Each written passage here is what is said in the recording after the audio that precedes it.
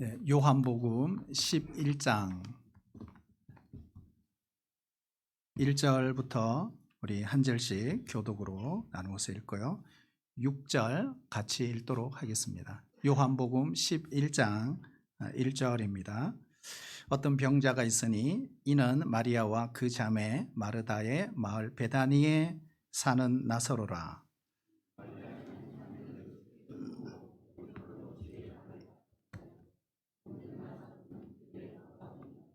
이에 그 누이들이 예수께 사람을 보내어 이르되 주여 보시옵소서 사랑하시는 자가 병들었나이다 하니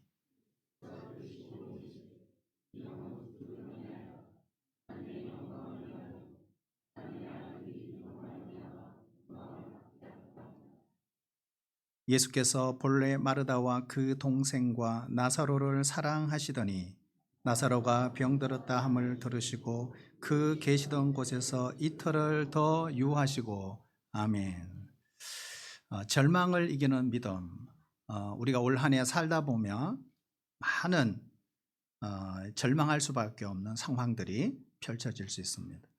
힘으로도 능으로도 안 되고 우리의 어떤 계산으로도 해결할 수 없는 그런 절망의 순간들이 오겠죠. 여러분 그럴 때 믿음으로 이겨내야 한다. 그런 말씀입니다.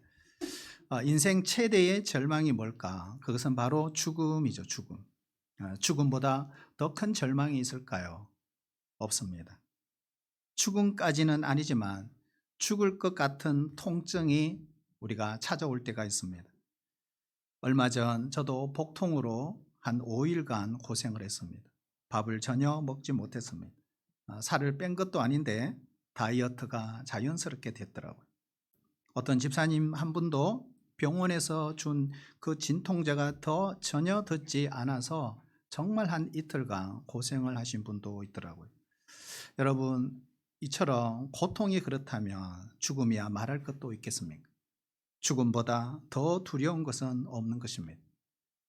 독한 마음을 먹고 자살하려고 하는 사람도 유서를 쓸 때는 떨리는 손으로 쓴다고 합니다. 불안, 초조, 공포에 떨면서 자살을 행동으로 옮긴다고 하죠. 그러나 생명이시고 부활의 신, 바로 예수님을 믿는 사람은 죽음도 공포의 대상이 아니라는 것입니다. 이유가 뭘까? 바로 죽어도 살겠고 살아서 믿는 자는 영원히 죽지 않기 때문입니다. 그러므로 믿음이 죽음을 이라고 하는 절망을 이기게 하는 것이죠. 절망을 이기는 이런 믿음의 사람들이 많이 나올 수 있기를 바랍니다. 우리가 잠언 31장에 보면 현숙한 여인에 대한 설명이 있습니다. 어떤 여인이 현숙한 여인인가? 특별히 31장 25절에 보면 능력과 종기로 옷을 입고 후일을 웃으며 라고 되어 있어요. 이 구절을 세번역에서는 이렇게 이야기하고 있어요. 자신감과 위엄이 몸에 배어 있고 미래에 대한 두려움이 없는 여성, 이 사람이 현숙한 여인이다 이렇게 되어 있어요. 결국 능력을 자신감으로 번역을 하고 종기를 위엄으로 번역을 하고 후일을 웃는다 이 장면을 미래에 대한 두려움이 없는 것으로 번역을 했습니다. 그래서 자신감, 위엄, 미래에 대한 두려움이 없는 것. 여러분 이런 여성들이 우리 교회에 많으면 참 좋겠습니다. 오늘 말씀은 죽음이라고 하는 절망을 하나님의 영광으로 바꾼 사람들이 등장하고 있습니다. 바로 나사로의 가정입니다. 죽음의 절망을 맞은 이 나사로의 가정에 주님이 그들에게 요구하신 것은 딱 한 가지입니다. 바로 믿음입니다. 그 믿음을 통해 절망이 하나님의 영광으로 바뀌고 나타나게 된 거죠. 절망을 하나님의 영광으로 바꾸는 믿음 과연 무엇일까 하는 것입니다. 첫째로 따라해볼까요? 사랑하시는 자도 병들 수 있다는 믿음. 자, 사랑하시는 자도 병들 수 있다는 믿음, 그것이 우리에게 필요합니다. 나사로는 주님의 사랑하시는 자였다고 했어요. 나사로가 병들었을 때 사람들은 오늘 3절에 보시면 사랑하시는 자가 병들었나이다 라고 했어요. 여기에 사랑하시는 자는 헬라어로 필레오입니다. 필레오. 필레오는 뭘까요? 친구 간의 사랑입니다. 결국 이 나사로의 가정과 예수님의 사이는 우정의 관계였다 하는 것입니다. 그러나 5절 말씀에 보면 더 강력한 단어를 사용하고 있습니다. 예수께서 본래 마르다와 그 동생과 나사로를 사랑하시더니 했어요. 여기에 사랑은 아가페라는 단어를 씁니다. 헬라의 아가페는 무조건적인 사랑, 희생적인 사랑, 하나님께서 인간을 향한 사랑을 아가페라고 합니다. 결국 예수님은 나사로의 가정을 사랑했다는 것이고 이 나사로의 가정도 주님을 사랑한 이 두 관계는 아주 특별한 애정의 대상이었다 하는 것입니다. 그런데 이런 가정에도 뭐가 왔다? 고난이 왔다. 예수님은 우리를 사랑하십니다. 그렇다고 해서 어려움이 없다는 것은 아닙니다. 사랑한다는 사실은 변함이 없지만 이것이 고난이 없을 것이라고 보장하는 것은 결코 아니라는 사실을 깨달을 수 있습니다. 예수님이 십자가를 앞두시고 명확하게 제자들에게 말씀하셨어요. 세상에서 너희가 환난을 당하나 담대하라. 내가 세상을 이겼노라 하고 했어요. 요한복음 16장 33절입니다. 믿음으로 똑바로 살고 잘 살아도 하나님의 사랑을 받는 사람도 고난을 겪을 수 있다라는 뜻입니다. 의인도 고난을 겪을 수가 있습니다. 여러분 욥을 보세요. 의인 중에 의인 욥도 그랬죠. 아브라함 마찬가지입니다. 다윗 엄청난 고난을 겪었습니다. 우리가 당하는 모든 어려움이 다 그러므로 징계가 아니에요. 재앙이 아니에요. 더 큰 은혜를 주시기 위해 더 큰 축복을 주시기 위해서 사랑하는 자에게 시련을 주실 수도 있다는 거예요. 우리가 시련을 겪을 수 있습니다. 사랑하시는 자도 병들 수 있습니다. 그러나 거기에 하나님의 뜻이 있죠. 하나님의 섭리가 있죠. 오히려 우리가 보기에는 최악의 상황처럼 보이지만 그것이 복이 되고 최선의 선이 될 수 있다는 것입니다. 그러므로 절대로 절망하지 말아야 하는 것입니다. 우리가 가져야 할 믿음은 주님께서 사랑하시는 자에게도 병이 들 수 있다는 믿음이 필요한 것입니다. 바로 그 믿음이 절망을 이기게 하는 것입니다. 반드시 하나님의 뜻이 있을 것이라는 것. 하지만 우리가 그 하나님의 뜻을 다 알 수는 없습니다.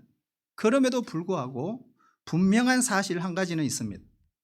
왜 사랑하신다고 하시면서 고난을 허용하시는가? 야고보서 1장 2절을 보면 내 형제들아 너희가 여러 가지 시험을 당하거든 온전히 기쁘게 여기라.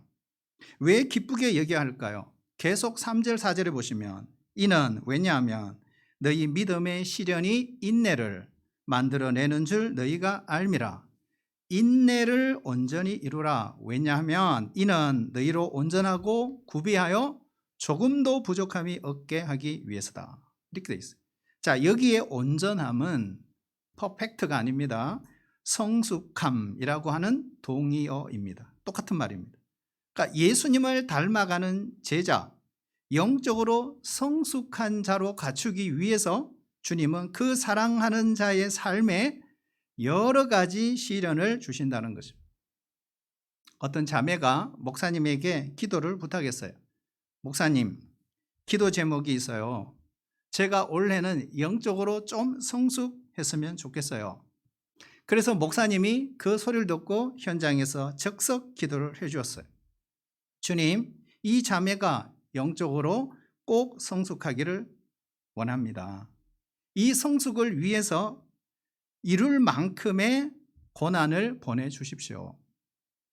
이 기도를 듣고 있던 자매가 목사님, 고난이 아니에요. 성숙이에요. 성숙을 위해 기도해 주세요. 그래서 목사님도 기도하다가 멈추고 다시 조용히 자매에게 속삭였다고 합니다. 자매님, 고난 없는 성숙은 없어요. 따라해볼까요? 고난 없는 성숙은 없습니다. 아마도 주님이 사랑하시는 자들에게도 고난을 허용하시는 이유이겠죠. 그러므로 사랑하시는 자에게도 고난은 예외가 아니라는 것. 그러므로 사랑하시는 자에게도 병이 올 수 있다는 이 믿음이 절망을 이겨내게 하는 것입니다. 둘째로 따라볼까요? 하나님의 영광을 위한 병이라고 하는 믿음. 자, 이것이 하나님의 영광을 위한 병이라고 하는 믿음이 우리에게 필요합니다. 오늘 예수님께서 4절에 보면 이 병은 죽을 병이 아니라 하나님의 영광을 위함이라고 했어요. 나사로의 병은 죽을 병이 아니라는 거예요. 하나님의 영광을 위한 병이라고 하는 것입니다. 예수님은 사랑하시는 자에게 죽을 병을 주지 않으세요. 그거 기억하셔야 돼요. 죽을 병을 주시지 않습니다. 하나님의 영광을 위해 허락하실 뿐이에요. 그러므로 이 병은 재앙이 아니라 영광의 병이죠.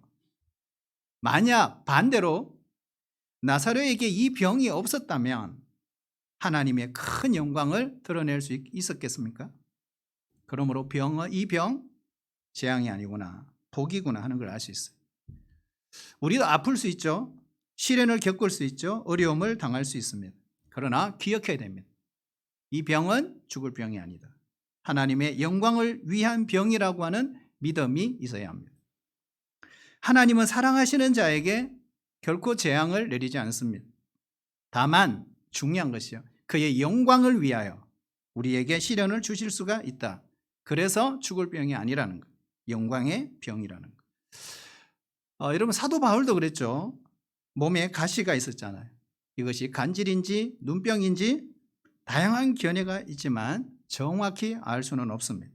3번씩이나 기도했지만 하나님이 고쳐주지 않으셨어요. 돌아온 기도 응답, 답변이 뭐죠? 이거잖아요. 내 은혜가 네게 족하다. 내 능력이 약한 데서 온전하여진다. 이 기도 응답을 받고 사도 바울은 크게 기뻐하며 그때부터 자신에게 육체에 있는 이 가시를 사랑하기 시작했다고 했습니다. 바울이 깨달은 게 뭘까요? 약할 때 강함 되시는 하나님의 은혜를 깨달았기 때문입니다. 때때로 우리가 절망할 수밖에 없는 상황을 만날 때가 있을 거예요. 그럴 때 어떻게 해야 된다고요? 이런 고백이 필요해요. 이 병은 죽을 병이 아니라 하나님의 영광을 위한 병입니다. 이러한 믿음이 바로 절망을 희망으로, 절망을 하나님의 영광으로 바꾸는 믿음이라는 것입니다. 셋째로 따라올까요? 지체하는 것도 복이 된다. 자, 지체하는 것도 복이 된다는 믿음이 필요합니다. 오늘 예수님은 나사로가 병들었다 하는 소식을 듣고 이틀을 더 유하셨다 그랬어요. 6절에 보시면 나사로가 병들었다 함을 들으시고 그 계시던 곳에 이틀을 더 유하시고. 자, 그러면 이 소식을 예수님이 어디서 들었을까? 10장 앞부분을 내려가요. 10장 40절에 보면 이런 말씀이 있어요. 다시 요단강 저편, 어디죠? 요한이 처음으로 세례를 베푸던 곳, 거기 가서 거기 거하시니, 이렇게 되어 있어요. 어디입니까? 세례 요한의 집회 장소죠. 어디죠? 요단 동편 베레아 지역입니다. 이곳은 아주 영험한 곳이죠. 모세가 신명기를 설파했던 곳, 엘리야가 성천했던 장소, 그곳에서 세례 요한의 집회 장소였고, 예수님이 4번째 유월절 올라가기 마지막 3개월 요단 동편 땅에서 복음을 전하셨던 그곳입니다. 그곳에서 이 소식을 들은 것입니다. 그런데 이틀을 더 유하셨다. 여러분, 나사로의 가족 입장에 보면 이 이틀은 죽음을 견디는 정말 초조할 만큼의 긴 시간이었을 것입니다. 예수님이 오늘 오시려나, 아니면 내일 아침에 오시려나, 아니면 내일 저녁에 오실까? 얼마나 애간장을 타며 고통스러운 시간을 보냈을까요? 그들은 주님 계신 곳을, 그곳을 바라보면서 얼마나 기도하고 부르짖었을까요? 그런데 어떤 소식도 오지 않았습니다. 이런 걸 뭐라 그러죠? 침묵이라고 합니다. 침묵은 견디기 쉽지 않습니다. 우리가 기도하죠. 수많은 기도의 제목을 갖고 우리가 출발을 했습니다. 한 해를. 근데 우리의 기도의 제목이 응답되지 않은 채 마치 허공에 그냥 헤매이고 있는 기도 제목이 아닐까. 과연 이 기도 제목이 미래에 어느 날 응답될까? 허공에 산화돼 버린 거 아닐까? 무로 돌아가 버리는 건 아닐까? 아니면 그냥 응답을 주시기 위해서 지연하는 것일까? 오늘 이 말씀에 보면 그것이 결코 무로 돌아가는 것이 아니라고 말씀하고 있습니다. 조금 지연될 뿐이다 하는 것입니다. 이틀이 더 지났어요. 그래서 4일째 되는 날 응답이 왔습니다. 오늘 예수님이 하신 말씀을 꼭 기억해야 합니다. 누가복음 18장 1절에 보면 예수께서 그들에게 항상 기도하고 낙심하지 말아야 할 것을 비유로 말씀하셨다라고 하면서 말씀하시는 비유가 뭐죠? 한 과부가 불의한 재판관에게 찾아갔습니다. 그리고 자기의 억울한 원한을 풀어달라고 했어요. 강청하는 기도입니다. 나중에 이 불의한 재판관임에도 불구하고 이 과부의 번거로움으로 인하여 들어주었다라고 했어요. 하물며 하늘에 계신 하나님께서 밤낮 부르짖는 하나님의 자녀에게 그 원한을 풀어주시지 않겠느냐, 오래 참으시겠느냐, 이런 말씀을 하고 있어요. 끈질긴 기도, 끝까지 기도하라는 것이죠. 그래서 우리가 기도 응답에 대해서 공부할 때 세 가지를 배웁니다. 기도 응답에는 세 가지가 있다. 첫 번째, yes. 그러니까 하나님이 오케이, 들어줄게, 이런 거죠. 두 번째가 no, 아니야, 그건 들어줄 수 없어. 세 번째가 wait죠, 기다려라. 중요한 것은 기다림입니다. 우리는 잘 기다리는 것을 배워야 합니다. 주님이 침묵하고 계시다고 느껴지는 그때에도 어떻게 해요? 침묵 속에서 말씀 붙들고 큐티하며 세미한 주님의 음성을 듣는 법을 배워야 합니다. 우리 주님은 그분만이 알고 계시는 어떤 이유로 우리의 기도의 응답을 지연하고 지체할 뿐입니다. 조금만 더 인내해야 합니다. 기다려야 합니다. 주의 음성을 들으며 견디고 기다려야 합니다. 그러면 왜 이틀이나 지체했을까? 나중에 전체 보면 이틀이 아니죠. 요단 동편 땅에서만 이틀이지만 실제로 나사로의 무덤까지 올 때는 4일째, 죽고 난 뒤에 4일째 도착하시게 됩니다. 왜 그렇게 지체하셨을까? 오늘 본문에 나와 있어요. 한번 따라할까요? 나사로를 사랑하셨기 때문에. 우리는 참 역설적입니다. 참 이해가 안 되는 말씀입니다. 나사로를 사랑하셨기 때문에 지체했다 그랬어요. 오늘 5절 말씀에 보면 예수께서 본래 마르다와 그 동생과 나사로를 사랑하시더니 그랬어요. 결국 나사로를 사랑하셨기 때문에 지체하셨다는 거예요. 거꾸로 반대로 말해서 만일 지체하지 않으시고 즉각 그 소식을 듣고 요단 동편 땅에서 요단강을 건너 서편으로 가서 베다니에 죽은 병든 나사로를 위해서 고쳐주셨다면 어떤 일이 벌어졌을까요? 좋았을까요? 죽음에서 살아나는 영광을 체험하지 못했을 것입니다. 어쩌면 우리도 이 나사로라는 사람이 어떤 사람인지 전혀 알 길이 없었을 것입니다. 그래서 오늘 15절에 보시면 예수님이 이 나사로의 죽음에 대해서 이렇게 말씀하십니다. 내가 거기 있지 아니한 것을 너희를 위하여 기뻐하노니 이는 너희로 믿게 하려 함이라. 예수님은 나사로를 사랑하셔서 더 큰 은혜를 주시려고, 더 큰 영광을 주시려고 지체하셨다는 것. 우리가 신앙생활 할 때요, 하나님의 때를 기억해야 됩니다. 아, 하나님의 때가 있구나. 하나님의 타이밍이 있구나. 여러분, 하나님의 때와 우리 때는 달라요. 서두르면 이스마엘이지만 기다리면 이삭이 되는 거예요. 지금도 이스마엘 때문에 중동이 얼마나 고통을 당하고 있는지 우리는 잘 알고 있습니다.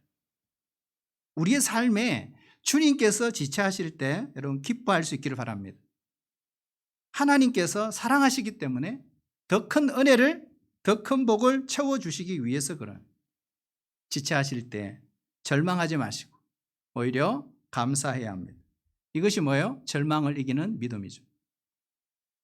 넷째로 마지막 한번 따라해 주실래요? 불가능한 것을 믿는 믿음. 여러분 인간적인 생각으로 불가능한 것을 믿을 때 영광을 보게 되는 것입니다. 영광은 아무에게 보이는 게 아니죠. 주님께서 무덤에 돌을 옮겨 놓으라 이렇게 명령했을 때요, 여러분 마르다의 반응이 중요하죠. 마르다가 뭐라고 하죠? 39절에 보면 이렇게 말합니다. 죽은 지가 나흘이 되었음에 벌써 냄새가 나나이다. 무슨 말이에요? 이미 때가 늦었다는 거죠. 죽은 지가 나흘이 되어서 시체에서 썩는 냄새가 나는데 돌을 옮긴다고 해서 무슨 소용이 있겠습니까? 이런 말이죠. 제가 우리 교회에 온 지 와서 첫 조문을 저 전라도 간 적이 있어요. 근데 조문을 갔는데 집 안에 시신을 관에 모셔 놨더라고요. 근데 그것도 방 안에 모셨어요. 옆방에. 근데 군불을 떼고 있었어요. 근데 여름철이었습니다. 끔찍하더라고요. 하여튼 그게 풍습인지 잘 모르겠지만 하여튼 그런 게 있었어요. 냄새가 나기 시작하지 않았을까 싶은데요. 자, 마르다의 이런 반응에 대해서 40절 보면 우리가 예수님의 말씀을 기억해야 됩니다. 따라해 볼까요? 네가 믿으면 하나님의 영광을 보리라. 사람들은 보여주면 믿겠다 이렇게 말합니다. 그럼 우리 예수님은 반대로 말해요. 믿으면 본다. 여러분 도마도 그랬죠. 도마도 내가 직접 봐야 되겠다. 그래야 믿겠다 그랬어요. 못자국에 손가락 넣어보고 창자국 옆구리에 내가 보고 넣어보고 확인하겠다. 나중에 예수님이 나타나죠. 도마에게 뭐라고 합니까? 너는 나를 본 거로 믿느냐? 보지 않고 믿는 자가 더 복되도다. 이렇게 말씀하십니다. 여러분 기독교 신앙은 보고 믿는 게 아니에요. 믿으면 보이는 것입니다. 우리가 전도 현장에 가보면 천국을 보여달라 그러죠. 보여줄 수가 없죠. 근데 여러분 천국도 믿으면 보입니다. 보고 믿는 게 아니에요. 믿으면 들어가는 거예요. 안 믿으면 못 들어가는 거예요. 지금 이 세상에서 잘 먹고 잘 사는데 천국은 안 가도 그만이라고 생각한다면 정말 위험한 잘못된 생각입니다. 천국은 반드시 가야 합니다. 이유는요, 안 가면 지옥 가기 때문에 그렇습니다. 누가 지옥 가나요? 생명이 없는 사람, 영원히 죽은 사람, 예수 믿지 않는 사람, 구원받지 못한 사람 가요. 지옥이 어떤 것입니까? 영원한 불못, 유황 불못, 꺼지지 않는 불구덩이라고 했어요. 그럼에도 불구하고 왜 거기에 가는지 모르겠어요. 천국 가는 길이 있는데도 거기에 왜 가는지 모르겠어요. 여러분, 우리 모두 믿음 주셔서 여러분 천국을 믿음으로 볼 수 있는 은혜가 있기를 축복합니다. 우리 예수님은 하나님의 신성을 가지신 분이에요. 그러므로 못하실 일이 없으신 분이에요. 전능하신 분이며 그럼에도 불구하고 예수님은 우리에게 어떤 역사를 일으킬 때 반드시 매개체가 필요로 합니다. 그것이 뭐냐? 믿음이라는 거예요. 벽에 달린 스위치를 올리면 불이 들어오죠. 이것은 과학적인 원리, 전기의 원리를 설명할 수 있는 사람도 있고 설명하지 못한 사람도 있습니다. 하지만 그거는 아무런 상관이 없습니다. 스위치가 정상적으로 전원에 연결이 되어 있다면 스위치만 올리면 본당에 불이 들어온다는 이 믿음만으로도 충분하다. 믿고 스위치를 올리면 불은 들어옵니다. 그렇다면 도대체 믿음이 뭘까? 히브리서 11장 1절에 보면 믿음은 바라는 것들의 실상이요 보이지 않는 것들의 증거라고 했습니다. 무슨 말일까요? 뒤집어 말하면 볼 수 없지만 하나님의 말씀에 근거해서 믿는 것, 이것이 믿음이다 하는 거예요. 히브리서 11장은 믿음의 사람들의 드라마입니다. 모든 사람들이 그 믿음을 갖고 어떤 결과를 가져왔는지를 기록한 것이 히브리서 11장이죠. 예를 들면 믿음으로 아브라함은 미지의 땅을 향해서 모험을 출발했습니다. 믿음으로 모세는 백성들을 이끌고 출애굽 여정을 출발했습니다. 믿음으로 이스라엘 백성들은 홍해를 건넜고 믿음으로 그들은 여리고 성벽을 7일 동안 도는 무모한 순종을 감행했습니다. 그들의 믿음이 마침내 여리고 성을 무너뜨렸습니다. 자, 여러분, 이들의 공통점이 뭘까요? 공통점 뭘까요? 이거잖아요. 믿음은 불가능한 것을 가능케 한다. 이거잖아요. 무슨 말입니까? 믿으면 딸까요? 믿으면 하나님의 영광을 본다. 믿지 않는 자에게는 하나님의 영광을 볼 수가 없다. 내 생각으로는 불가능하지만 하나님의 능력을 믿을 때 하나님의 영광을 보게 된다는 것입니다. 우리 인생 속에는 아픔도 있고 상처도 있고 힘든 일도 있고 어려운 일도 있습니다. 홍해가 가로막기도 하고 요단강이 가로막기도 합니다. 하지만 여러분 기억해야 됩니다. 끝까지 하나님을 신뢰할 수 있기를 축복합니다. 이것을 우리는 동행이라고 합니다.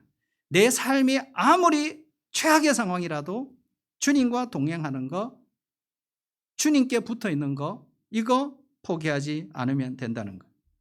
끝까지 하나님과 동행하는 사람, 하나님을 신뢰하는 사람들은 그런 장애물이 찾아올 때 절망에 빠지지 않습니다. 도리어 그 상황 때문에 하나님이 베푸시는 기적을 체험하는 기회로 삼는 것입니다. 우리가 무엇을 의지하느냐, 무엇을 신뢰하며 살아가느냐 굉장히 중요한 문제입니다. 하나님을 의지하는 사람은요, 하나님이 베푸시는 기적을 체험하는 삶을 삽니다. 여러분에게 도전합니다. 한번 물어보고 싶어요. 그리고 여러분 자신에게 한번 물어보세요. 정말로 하나님을 믿는가? 내 자신이 정말 하나님을 믿고 있는가? 하나님이 정말 나의 믿음의 대상인가? 정말로 하나님의 능력을 믿으며 내가 살아가고 있는가? 우리가 하나님을 진정으로 믿으며 살아가는 것하고요, 그냥 살아가는 것은 엄청난 차이가 있습니다. 우리의 삶 속에서 하나님이 여전히 운행하고 계세요. 하나님이 여기 계세요. 살아 계세요. 우리 예배를 받고 계세요. 내 옆에 계세요. 여러분, 그 하나님을 의지해야 됩니다. 내가 가보지 못한 길 하나님은 다 알고 계세요. 내가 가보지 못했다고, 내가 경험하지 못했다고, 그거는 중요한 것 아닙니다. 하나님이 이미 다 가보신 길이고 알고 계시는 분이에요. 내가 그 길이요 말씀하신 분이에요. 그래서 하나님이 이루실 것입니다. 우리는 그것을 믿는 거죠. 이것이 믿음의 핵심입니다.